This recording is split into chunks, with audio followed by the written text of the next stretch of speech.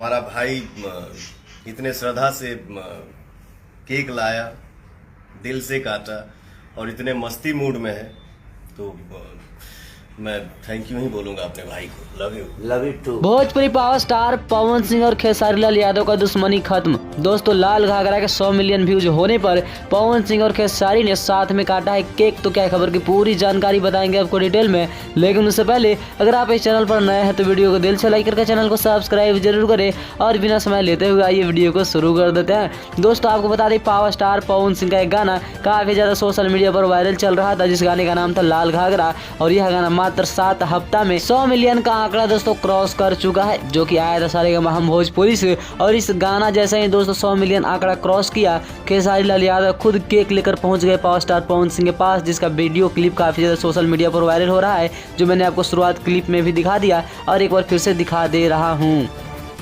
हमारा भाई इतने श्रद्धा से केक लाया, दिल से काटा और इतने मस्ती मूड में है, तो मैं थैंक यू ही बोलूंगा अपने भाई को। Love you to.